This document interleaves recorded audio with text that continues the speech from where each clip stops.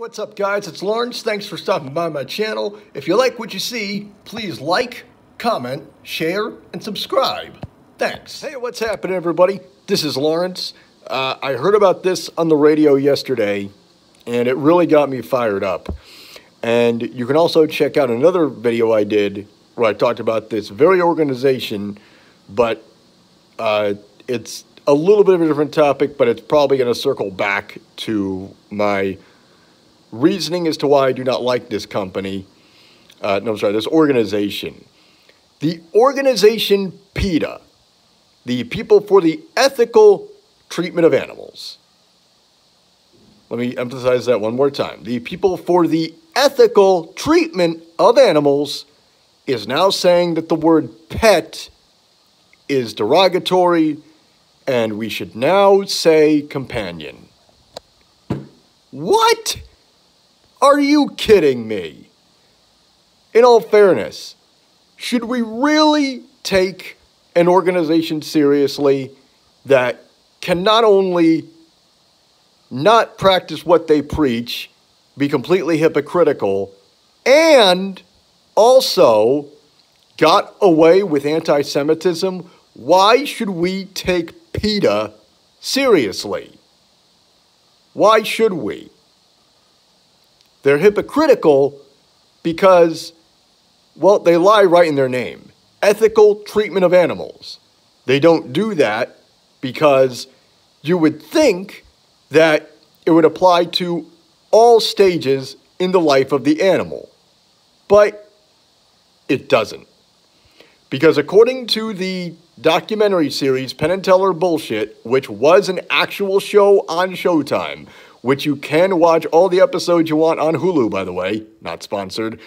They did an expose about Peta, and one of the things they highlighted was they have this giant walk-in freezer that has dog cadavers. I'm going to let you think about that one for a second. A freezer of dog cadavers at a place called People for the Ethical Treatment of Animals. So I guess the whole thing of the animal dying with dignity doesn't apply to them. It's not like this is the Oregon Trail and you can just put bodies everywhere you want and just leave them there.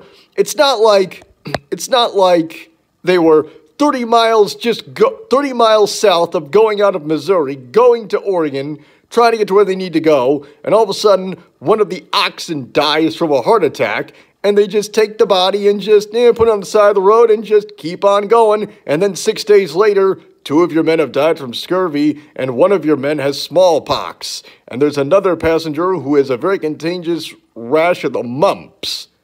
No, it's not like that.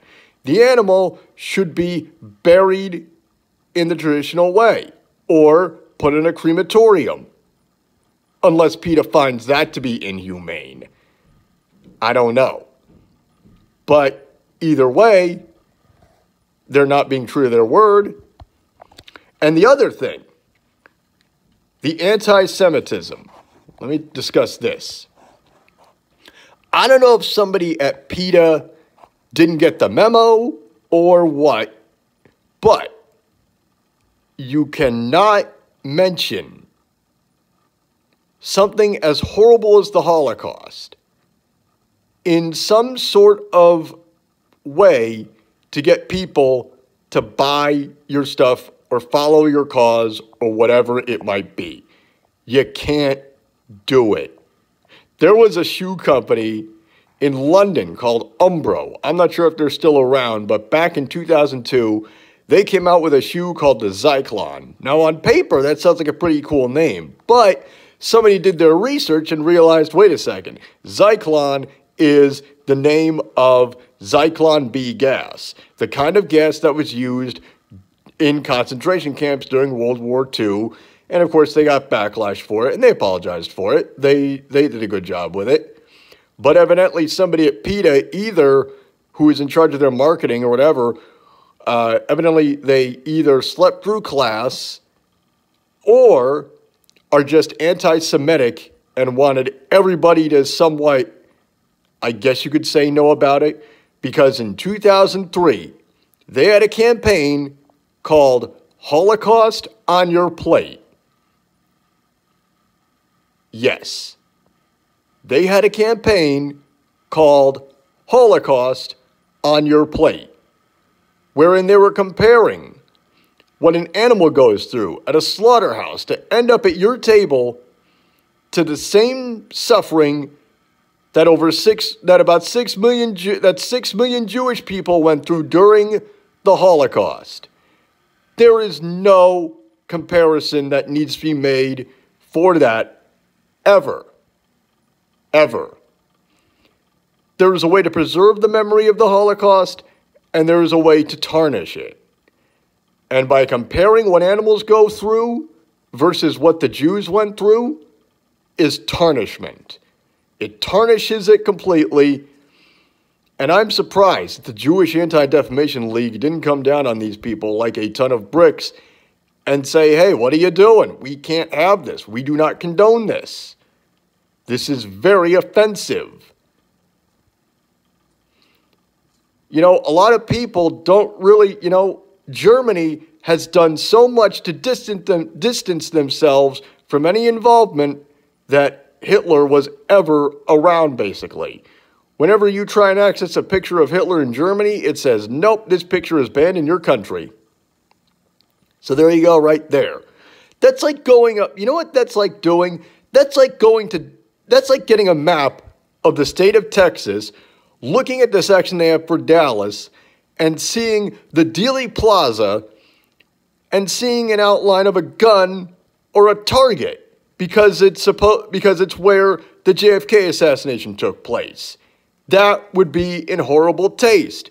It would be like going through, it would be like being in Milwaukee and you get a listing for an apartment complex and you see that somebody has written the numbers 213 over top of it in vandalism to show his support, his solidarity for Jeffrey Dahmer, because that was Jeffrey Dahmer's apartment number, 213.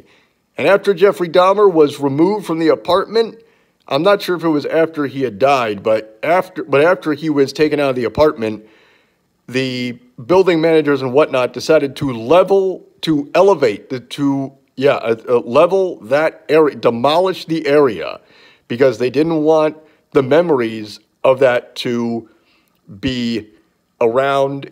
And in all fairness, that's not exactly a tourist attraction, That's not something anybody would want to be proud of, I wouldn't want to see, like 1,000 years from now, a guy giving a tour of what once was this apartment complex and have him saying, and right over here, folks, you will see the spot that used to be Jeffrey Dahmer's apartment complex. He was a homosexual cannibal who was very sadistic. Yeah, the less said, the better is all I can say, man. I wouldn't want to move in a place like that. No. But at any rate, yeah. So, PETA, I don't think can be taken seriously, and I don't trust him, and I don't like him. I'm Lawrence Ross. Thanks for watching, and I'll see you later. Bye-bye. Hey guys, it's Lawrence. Well, that's the end of the video, but before I go, I want to thank you guys for checking out the content. If you like, you can check out my radio show every Friday evening at 7 p.m. on RazRadioLive.com. That's R-A-S RadioLive.com, RadioChaos.net, and in this case, it's chaos with a K, K-A-O-S, RadioChaos.net, or NoNameNetwork.net. It's called the LRWS, and check it out. We also have a store, teespring.com, T-E-E, spring.com/stores/LRWS. And if you want, you can check out my Patreon page, patreon.com/LRoss1987. Thanks for watching.